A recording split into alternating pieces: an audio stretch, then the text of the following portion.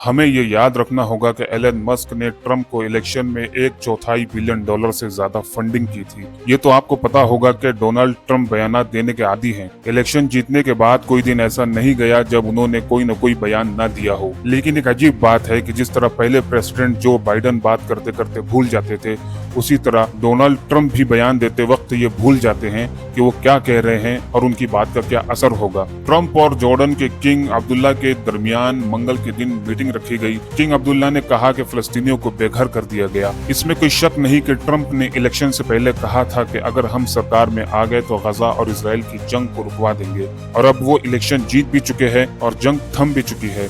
मगर अब ट्रम्प ने ही कहा है कि अगर हमास सैटरडे 12 बजे तक तमाम बंधकों को रिहा नहीं करता तो जंग दोबारा शुरू हो सकती है।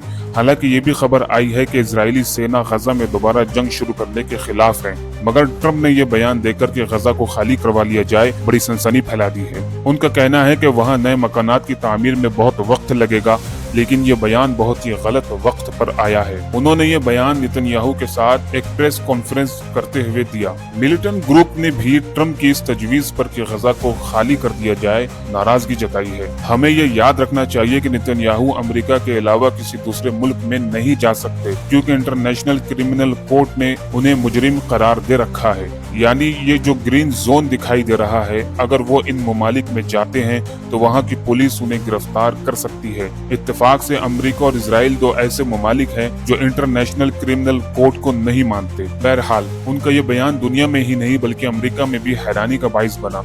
उनकी पार्टी ने यह ख्याल जाहिर किया है कि ये बयान देकर ट्रम्प खुद ही बयानात की दलदल में फंसते जा रहे हैं, और उनकी पार्टी का ये भी ख्याल है कि ये बयान आगे चलकर उनको सख्त नुकसान पहुंचाएगा। ट्रम्प के बयान के बाद सारी दुनिया में रद्द-ए-अमल हुआ।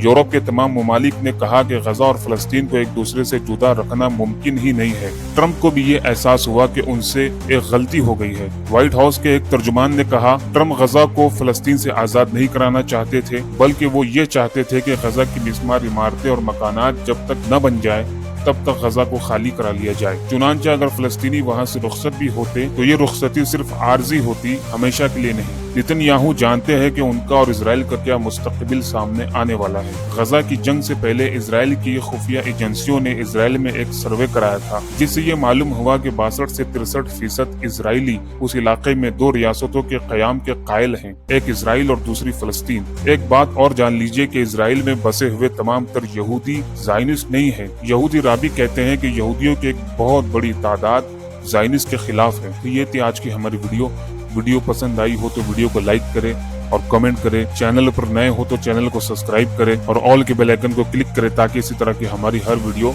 सबसे पहले आप तक पहुंच सके। तो फिर मिलते हैं अगली वीडियो में। जब तक के लिए अपना ख्याल रखिए।